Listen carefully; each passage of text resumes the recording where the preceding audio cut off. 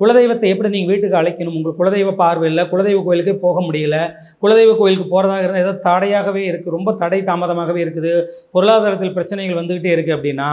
வெள்ளிக்கிழமை ஆனால் பார்த்தீங்க அப்படின்னா ஒரு பித்தளை சொம்பு எடுத்து அதில் தண்ணீர் கொஞ்சம் பாதி அளவுக்கு தண்ணீர் விட்டு அதில் பன்னீர் கொஞ்சம் சேர்த்தி அதில் பச்சை கற்பூரம்,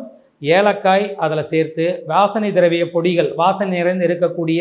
இந்த கிராம்பு இதெல்லாம் நீங்கள் அதில் போட்டு நீங்கள் மா இலை வைத்து, இந்த மா இலை அப்படி இல்லைன்னா வெற்றிலை வைத்து அதன் மேலே வந்து மஞ்சள் பூசிய தேங்காய் வைத்து உங்களுடைய வீட்டோட வாசல் எகுதோ அதோட ஈசானி மூலைகளில் வெளியில் வைத்து தூபம் காட்டி அதை உங்கள் குலதெய்வமாகவே நினைத்து அம்மாவே நீ என்னோட வீட்டுக்கு நீ வந்துடலும், உங்களுக்கு ஆண் தெய்வமாக இருந்தால் ஆண் தெய்வத்தோட பெயர் சொல்லியும், பெண் தெய்வமாக இருந்தால் பெண் தெய்வத்தை பெயரோட சொல்லியும் அந்த தெய்வமே நீங்கள் உள்ள வீட்டுக்குள்ளே அழைச்சிக்கிட்டு வர மாதிரி அந்த கலசத்தை எடுத்துக்கிட்டு வந்து பக்தியோடு உங்கள் பூஜை அறைகள் வைத்து கிழக்கு நோக்கி நீங்கள் தீபம் எடுத்தும் பொழுது கண்டிப்பாக உங்களுக்கு அந்த குலதெய்வம் வந்து அருள்வாள். இது குறைந்தது 48 வாரமாவது நீங்கள் செய்யணும்.